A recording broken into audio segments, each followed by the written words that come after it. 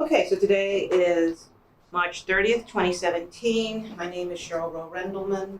I'm class of 81. I'm the alumni interviewer for Ms. Olga Lara, class of 1981. Yay! Okay. We're going to start off with some questions about your prior life, and then we're going to talk about things that you enjoyed doing at Princeton, the way you perceive Princeton, and then we're going to end up with what you're doing now and how your Princeton experience has informed what you're doing now. So if you could start off by telling me, tell me what your prior life was like. Where did you come from? Set the stage a little bit. Absolutely. I was the fourth of five children growing up in rural Texas. Both of my parents were immigrants from Mexico. I was first generation American born and grew up as farm workers. But having grown up in rural Texas, I went to, at that time it was still very much segregated between whites and Mexicans. And so I went to what was considered the rural Mexican school. And yes, and none of my older siblings ever graduated from high school, much less gone on to college. I was the first one in of my sibling group to graduate from high school. My father has a high school education. My mother has a third grade education. So that was life in rural Texas. Tell me a little bit about your high school. Was it, what was the size? Was it co-ed? Tell me about this. It was a public high school. As I said, it was considered the rural school. So in even my little small town of 10,000 people, there was a city school, New Braunfels High School, and the rural school, Canyon High School. So most of the people who went to my high school were farmers, ranchers, farm worker kids, factory kids. And in my graduating class, I believe we had maybe 125 people. And I was salutatorian of the class. You were the salutatorian? Yes. Because it was a rural school, although we did have some advanced courses, by the time I was a junior, I had exhausted all of the classes that they had to offer at an advanced level. So the school did offer things like FFA, Future Farmers of America, also DECA, Distributive Education Careers of America. So I enrolled in DECA and had the opportunity of working at a bookstore to be able to learn about retail. So I spent most of my day at an independently owned and operated bookstore learning about retail. And so it was an independent bookseller. He taught me all about book selling and trade and ordering books and how you choose books and the retail aspect. And so I would get there at the beginning of the day and he would leave because he said, oh, the store's in good hands. And so I spent most of my senior year working in retail.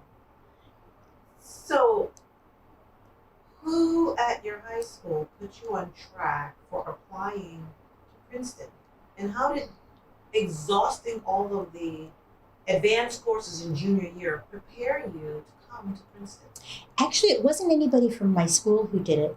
This is what I believe is a testament to the strength and the importance of Alumni Schools Committee. It was Ted McAllister, class of 52, San Antonio, Texas. It was exactly at the time when the university was really trying to diversify its student population. It was the first time at least in our school's history, that we had ever had a Princeton alumnus come to our school.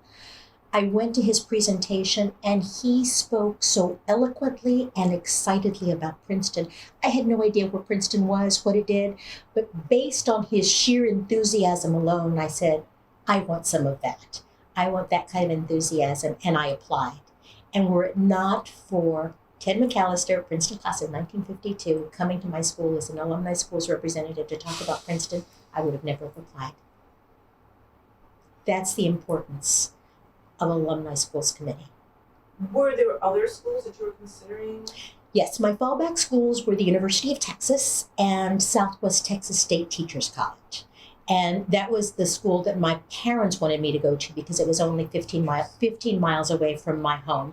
Because no one in my family knew the impact or the import of college education because no one had ever done it. So I was a trailblazer in my family. And I will tell you, my mother did not want me to come to Princeton. She absolutely put her foot down. If it had not been for my father, who interceded on my behalf, I would have never have come. Because again, my father has a high school education. My mother has a third grade education. No one we ever knew in our community had ever gone to college before. So you can only imagine the kinds of things that people imagine or perceive as what could happen in the great unknown if you send your child out into the world. Absolutely. So, in 1977, you arrived here. Yes. Tell me about your first few days. Okay, even arriving here, I did the outdoor action that happens the week or 10 days before. Again, when I came to Princeton, I had never been on an airplane before. And so I just had to make my own airline arrangements. So I flew into Philadelphia. I was going to take one of those little planes from Philadelphia to the Princeton airport. Okay. But when the plane arrived in Philadelphia, there was a severe storm and no little planes were taking off.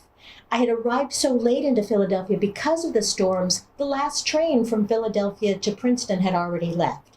So I'm sitting outside of baggage claim with my 2 trunks and my 2 suitcases in tears.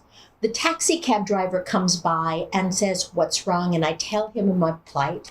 And he said, "No problem. We'll go to my house. I'll pick up the station wagon. My wife and children and I will drive you to Princeton." Again, this was 1977. In this day and age, I would have never recommended to anybody to do that. So the cab driver takes me to his home, introduces me to his wife and his 3 children, puts all of my bags into his station wagon, and he, his wife, and his 3 children drive me to Princeton in college in the middle of the night. I think we arrived maybe around 1 or 2 o'clock in the morning. I get the key. We have to go contact the proctor. He shows up with a key. They help me unload, and off they go. That was my very first experience coming to Princeton. And to me, it was a real blessing. And now in retrospect, I really see a divine presence in my being here. And especially now that faith and my faith is such a deep part of who I am, I realize that that was part of what was intended for me. So I always get very excited and very emotional about that. That's a great story. When you were back at home, did you have expectations about Princeton? And did Princeton live up to those expectations or live down to those expectations? I think the hardest part was in those days, although Princeton was doing a remarkable job in trying to diversify and get more people from different backgrounds, at that time it really wasn't prepared institutionally to be able to deal with so many of the issues that arose. So in my particular case, I really felt completely out of my depths. I mean, the woman who lived next door to me had grown up going to Swiss boarding schools. And, and had just the people who lived on my floor had these really diverse, what I considered exotic lives. And they would ask me, "What did you do?" It's like, "I picked watermelons and cantaloupe this summer." And so I will say, and not only that, but coming from a rural environment and even though we have this really idyllic kind of suburban area, to me, this was the big city. So it was a huge culture shock for me to come from Texas to New Jersey to this big town and the weather and the people. I will say my first semester, I had a breakdown. And in those days, the people in the infirmary called it exhaustion. Now, in retrospect, having gone through therapy, I realized that it was a breakdown. I literally, in my hallway, broke down in tears, and all of the people in my RA group kind of hovered around me, called the proctors. I was taken to the infirmary, and it was right before the end of the first semester. And yes, as I said, the doctor said it was exhaustion. But I know now that it was an emotional breakdown. I went home during the winter break and I said, "I don't think I can go back there." And my parents said, Whatever you decide to do, it's your choice. We're not going to force you. We don't know anything about that. You decide. Spent the winter break resting, relaxing, regrouping, and then I thought, no, I'm going to go back and I'm going to make it happen. I'm not only going to survive, I'm going to thrive in that place. But for me, I think it was a lot of it in those days. Again, the university did not have the resources to be able to deal with that degree of diversity. And now I'm just so heartened to see all of the support services that exist on the university campus for people, regardless of what their experiences may be. The university has truly made a commitment to not only have services provided, but reaching out into the community and making sure that everyone feels that they have a connection. So I don't know if I have to ask this question, but I'm going to ask it. Did you feel like you fit in? Pieces of it, yes. The Third World Center was like a place where you could breathe. I will say I felt very fortunate to live at Princeton in college, where so many people of color chose to live, and became an RA there. It was kind of like our little neighborhood. And we would walk. We would walk way to campus, but then we would come back home, and we had our own community. And I still tell Stanley Jordan, I remember him playing on Thursday nights in the Princeton Inn Cafe, and we had our own little, almost an insulated community, and that's what helped me survive. Is that also what helped you to come back that winter? Mm-hmm. Absolutely. Because it was a very unique environment. I think before the establishment of residential colleges throughout the campus university, I think a lot of people, I'm glad I didn't live kind of on campus, because I think it was much more challenging for people to be able to make those connections. Again, at Princeton, we had our own neighborhood, our own community. Absolutely. And I loved it there. And that's why I wanted to become an RA there. So let's switch a little bit to academic life. Mm-hmm. And when you look at academic life, I want you to think about not just what classes you liked, but how did you choose that major? Mm-hmm. What did you do? I was a sociology major, where Marvin Bresler made space and a home for so many of us. Were it not for Marvin Bresler, I would not have been able to survive Princeton. And my academic advisor, Mel Tuman, actually the entire sociology faculty, Howard, Taylor, Wally Wallace. It's like I still remember, all of these people's names still are so much a part of who I am, because they made such a huge impact on my life. What attracted you to sociology? Because the faculty there understood the kinds of things that I was experiencing here. They recognized kind of the sense of alienation that the community created for someone like me. And they gave me a vocabulary to be able to talk about these kinds of things, and a safe enough space to be able to talk about it intellectually and academically, which was really important. Yes. Because it's one thing to talk about something on an emotional level, but being able to talk about it on an academic level, about what is happening here. Yes. Without having Exactly. emotions in it. Exactly. And they taught you that language as well? Absolutely. So you articulated? Absolutely. Now, were there other Latino students that were in sociology that might have sort of helped you to move in that direction as well?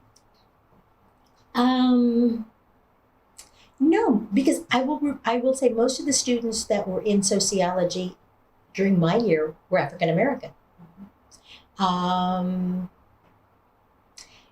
Many of the Latinos that I knew were in engineering and sciences, because they were wanting to get into medical school. And especially many of my freshman year residential advisory group, because there were 4 of us. But they were engineering and maths and sciences. Engineering and math. Mm-hmm. Absolutely. Did you ever take any Latino-related courses? As a matter of fact, There were some. yes, absolutely. Okay, but only because Manuel del Valle did his graduate work here. After he did his graduate work, he came back as a visiting professor. And as a matter of fact, he's on one of our panels this weekend. So I'm very excited and eager to be able to reconnect with him. And not only that, but he served as would come to Princeton and College. Oftentimes we would invite faculty to come for meals, and he would come regularly. And Frank Ayala, who was the Assistant Dean of Student Affairs, would come. The only time I didn't live at Princeton College was sophomore year. I lived in New Quad. And it was only because Frank Ayala was the master there. He had the apartment right at the end of 1939, I think. And so he would have, every Saturday, he would have some gathering of Latino students at his apartment. Or he always said, if anything comes up, just come and knock on my door, I'm here. And he too was one of those, one of those life-saving people in my life. What motivated you to take, after Princeton, the direction that you eventually took? Vocational as well as academic. Correct. So at Princeton, I became a cheerleader, primarily to be able to go to all of the sporting events for free, because at that time it wasn't included in tuition. It was an additional fee that you had to pay. And I can't remember what the fee amount was to be able to get like that student ticket. All I knew is that I did not have money to do that. So I found out that the cheerleaders could go to everything for free, and it's like, that's how I'm going to get to go to all the sporting events. So I became a cheerleader just so that I could go to sporting events, and particularly basketball. I'm a huge basketball fan. Pete Carrill was the coach at the time. So many of our classmates were instrumental in being able to move the basketball program to where it was. Correct. 20 years ago, my former husband and I started a professional sports and entertainment marketing company. So we would help professional sports teams do brand development, help them develop new revenue streams. If they were relocating, we would help teams do that. Our first client was the Detroit Pistons when they were doing the redesign of the Palace at Auburn Hills, when Paul Allen bought the Seattle Seahawks and the Portland Trail Blazers, when Ted Turner took over the team in Atlanta, when Mr. McNair brought football back to Houston. We helped many of these organizations get off the ground.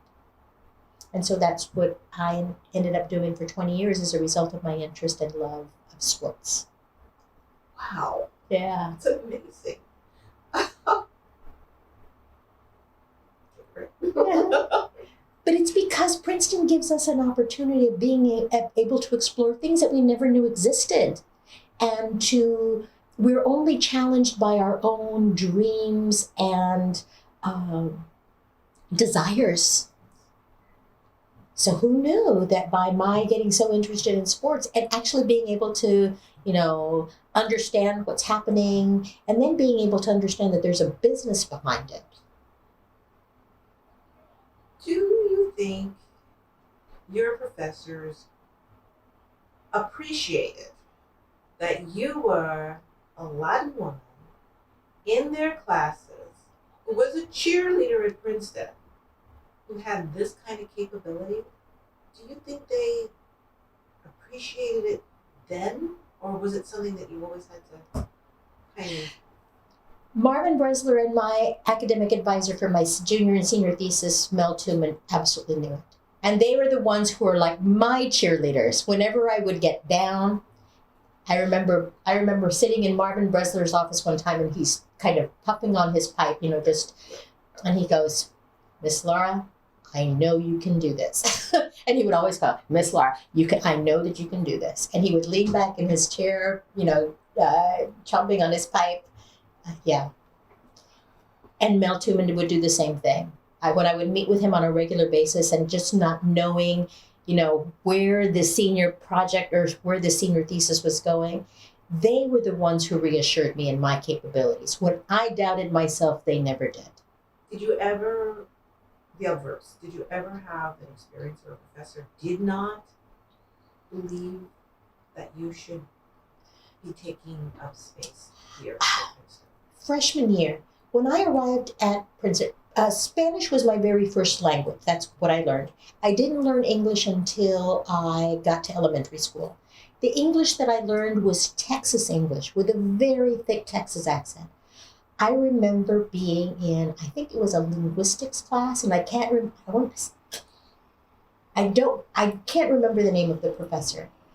But after class one day, he took me aside and he goes, "Olga, you have some really interesting things to say," he said, "but sometimes just trying to be able to get through the accent is a little challenging." And he goes, "Have you ever thought of perhaps doing some speech therapy?" And I go, "No, sir." He says, "You might consider it, because then people won't be focusing on the accent, they'll be focusing on your ideas." And so I took speech therapy, and I developed this flat Midwestern accent. And so now people, I think as a result of his recommendation, people no longer were focusing on the way I said things, but what I said. And it has served me well throughout my life. So I will say, to me, that was it. Because I will say, when it first happened, I was hurt. It's like, but this is who I am. And it wasn't about that. It was about being able to get past the language to get to the ideas. And in a place like Princeton, you want for people to focus on the ideas and not necessarily look at the outside stuff. But let's focus on the ideas. So would you characterize Princeton's intellectual atmosphere as fill in the blank? Transformative. It's transformative. And especially now, it's interesting to me that elite has become a pejorative word in this day and age. And it disappoints me and angers me, because in 1977, this is what we wanted to be. We wanted to be able to be at a place to talk about ideas intellectually and with rigor. And now all of a sudden, I tell people I went to Princeton, one of those elitists. It's like, if your child had an opportunity to go to Princeton, would you deny them that? No. It's like, who wouldn't?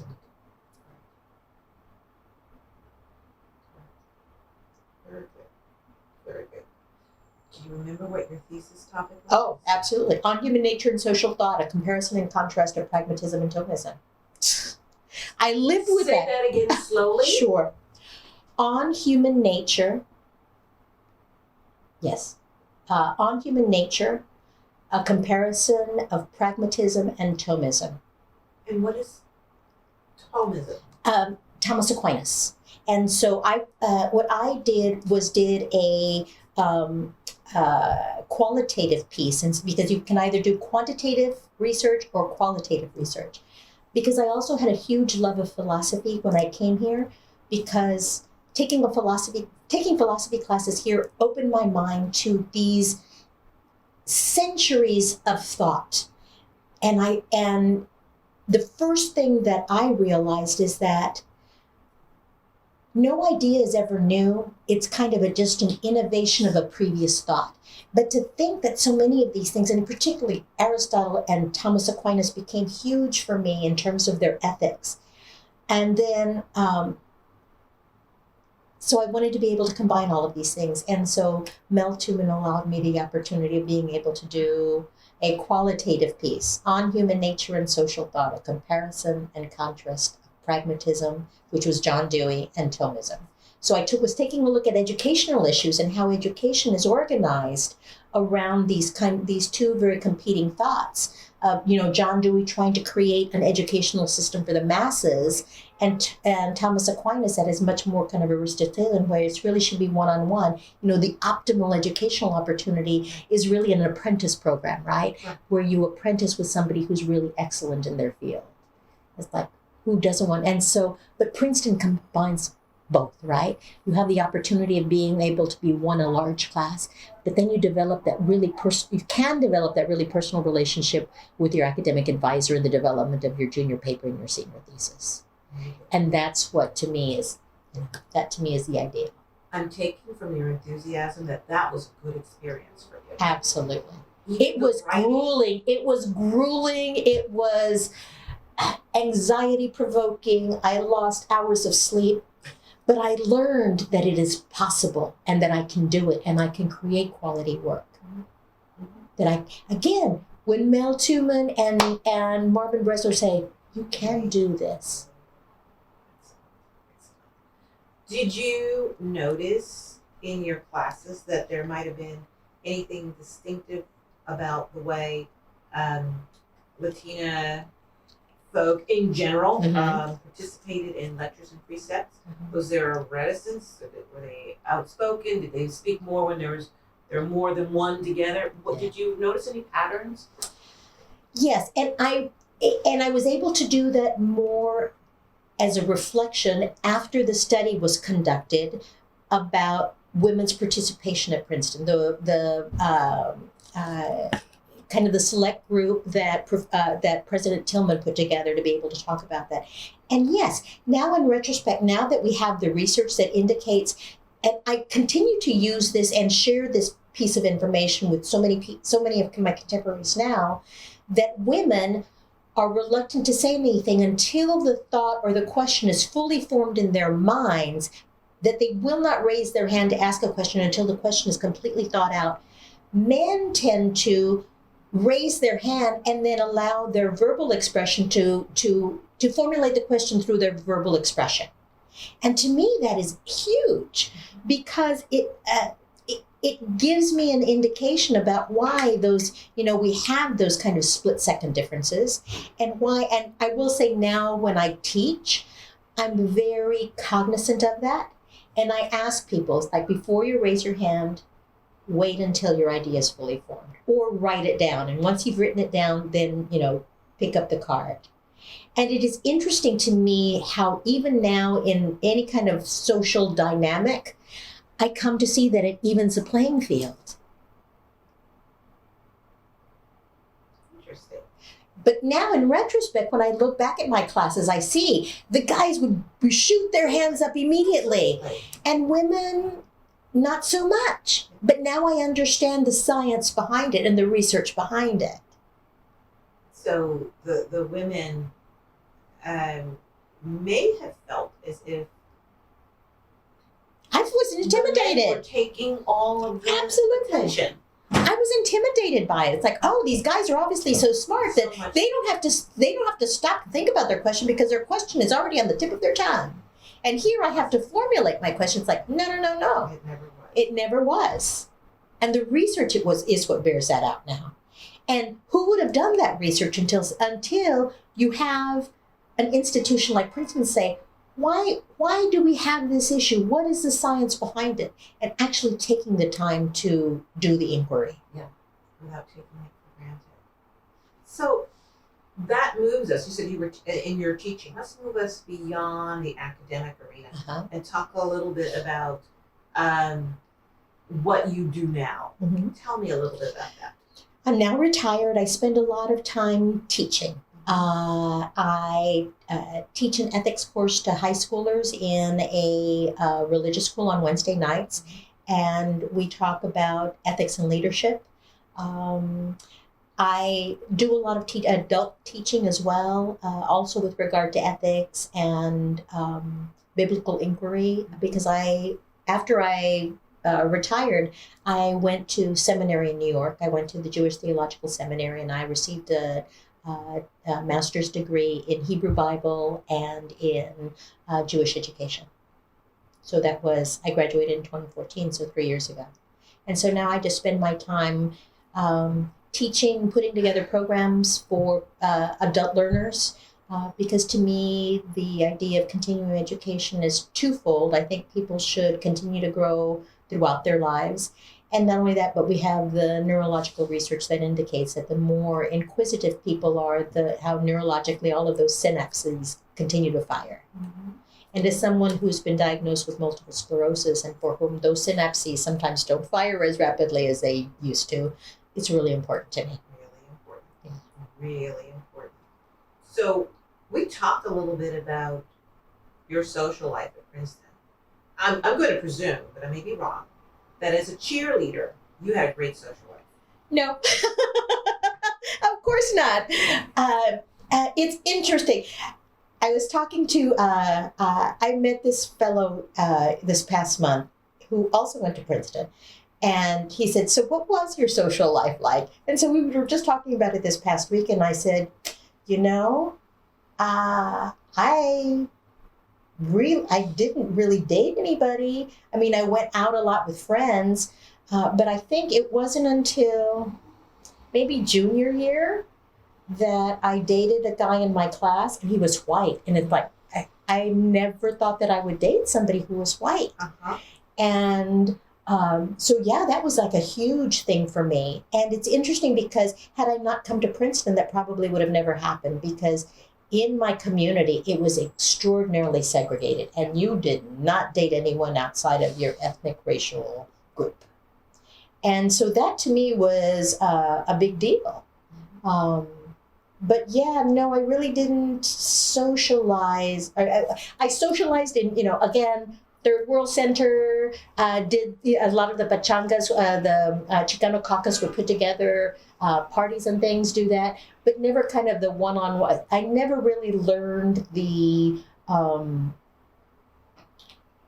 techniques of one-on-one dating. I didn't learn that. I didn't learn that at Princeton. Did not learn that here. Didn't learn here. No, Yeah. no. So contrast freshman, sophomore year with junior, senior year. Now you've got a boyfriend, junior, senior year, freshman, sophomore year. What kind of events did you go to? Well, as you know, particularly in those days, apartheid and divestment was very huge, very involved in those issues. One of the big issues at the time was also unionization of employees at Princeton. Very kind of politically involved in those kinds of things, because that was the kind of environment that we had here at the time. And I think it was even more I was more keenly aware of it because of the concerned alumni at Princeton who originally didn't want us here. And so I thought, you know what? Because of that, the ethos created by that, all the more reason I felt compelled to create a different dynamic here, or at least being able to have a space for that kind of conversation here. So, yeah. That was a big difference. And I developed my courage and my voice. CAT was something where alumni, who we are now, way older than us, were talking over our heads. Tell me, what was your interpretation of what was going on when there were all these letters from CAT in the not the paw, but it was in the newspaper. Correct. How did that affect you? It gave me the sense that I wasn't wanted here and I did not belong here, that I was taking the place of someone more qualified than me. And that was from the get-go. And it is interesting to me. Many of my adult functions, I have a lot of particularly younger women in their 20s and 30s who want to do continuing education. And it's interesting to me how many of them don't necessarily understand that historical period. And so when I say I'm a feminist, they go, I'm not comfortable with that term. And I go, you're not, because it's like you've never... I said, because I'm not sure that you've ever stepped foot into a situation where you were made to feel uncomfortable because you were told that you were not wanted. I said, when you experience that, you develop what I call identity politics. I never really knew. I mean, I knew I was Chicana in Texas. I really knew I was Chicana when I got here. Absolutely. Because of the identity politics, it was important to me that it's like I had to wear it 150% of the time, all the time. And that was who I was, because that's the way I was responding to an environmental situation, a social dialect, that was the only way that I could communicate, that we could have that conversation. Right. So, What was your club? I was not a clubby. I lived at Princeton in college. Did you go to any other places? Maybe TWC? Absolutely. Third World Center was a place where I felt I belonged. I was not a club person because, again, That was your club. it was. It was my club. And between Princeton in college and TWC, I didn't need a club. And I certainly didn't need a club where I had to pay more money because I did not have that money. And it's interesting to me. I'm so delighted again that the university has created the opportunities for people not to incur loan indebtedness. Because again, all of those things that were considered extra when I was here were extra. And it's like I did not have extra. I barely had enough money to pay my telephone bill, to call once a week, call long distance, once a week to my family, or to fly home on those 2 occasions a year. Much less to be able to pay, club dues and all of those other things that were not covered by scholarship. I didn't have those resources. Right. Absolutely. Did you participate in any Latino or ethnic functions through TWC? Well, Chicano Caucus. At that time, the creation of the Acción Puertorriqueña, Chicano Caucus, yes. It became kind of the home away from home, the family, the place where you could eat foods that were familiar to you. And, you would never find it in the dining hall. It's like, okay, Saturday night, we're going to make mole and have tortillas. And it's like, yes, all of that stuff that were elements of home. And to be able to have, our comfort food. So would you say that most Latino students did not partake of the club scene? No one that I knew. Anybody?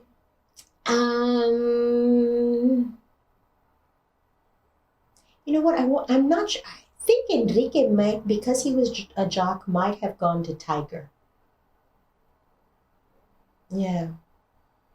But other than that, no. Most of the people that I know stayed at Princeton in college, dined at Princeton in college, and, spent their time, especially if they're engineers and, Third World Center. And because it was just accessible. Do you remember who was president when you were here? President of the university? No, president of the United States. Oh my gosh. No, I don't. Although I do remember Jimmy Carter coming here to the Woodrow Wilson School. Right. But I don't know whether it was after his term. So it's odd that we can't remember that. Do you remember who was president of the university? Absolutely. Who was? Bill Bowen. He was my economics professor. Of course. How could I not know that? It's interesting how that relationship is different. So you can remember him. That you can remember apartheid. Absolutely. How did that affect the activities that you were involved in? Oh, very much so, because not only that, but it was the manifestation of the studying that we were doing. It was the practice, there is the research and then the practicum. It was the practicum part. Yeah. And which is to me, so important, because learning should be for a purpose. And it's like, how is this learning going to help make the world a better place? Absolutely. What's the application here? Absolutely. And that's what Princeton does, and it does so well by being able to give us access to the greatest minds in the world. Yeah. So that leads me to this one last question. I mean, you've had, as you can see from my expression, a remarkable career. So the question is, if you can articulate it, how did your time at Princeton, starting with that first cab ride, right through Professor Breslin, affect the subsequent things in your life? If you can put that together. Is there a continuum? Absolutely. Okay. Tell me. There isn't anything that I cannot do. Period. It has made me a strong Latina. It has made me a strong. As a matter of fact, today I posted on my Facebook page an article about strong women and how strong women take information to be able to move forward and make their world a better place. And that's what, had I not come to Princeton, I'm not sure that I would have believed in that. But I now know that there's nothing that I can't do through access to information and knowledge, and using that knowledge to be able to make the world a better place. And essentially, that to me is what my life is all about now. How do I take what I've learned, learn more on top of that, to be able to make it a little bit easier for the people around me? Because I've been so blessed. I've had remarkable opportunities. And what's the saying? Those to whom so much is given, so much is expected. And I truly believe that. I've been truly blessed, and now this is the time in my life that I share with all and uplift everyone else, so that they too can stand on my shoulders the same way that the people who came before me allowed me to stand on theirs. So we're at the top of the hour, Lara. Is there anything else you'd like to add? I'm so delighted at the enthusiasm. While I was going through registration downstairs, I saw all of these very young people. So I introduced myself to the young man who was standing behind me. Ricardo, class of 2014, flew in from Los Angeles. The enthusiasm, he said, and he turned to me, he said, "Do you realize that we are a historical moment right now?" And I go, "Why?" He said, "This is the very first Princeton Latino Alumnus Conference." And he said, "And we get to be here." And I said, "You're right." And that gives me such hope and such pride in this institution, that we're creating a historical moment. Absolutely. You are.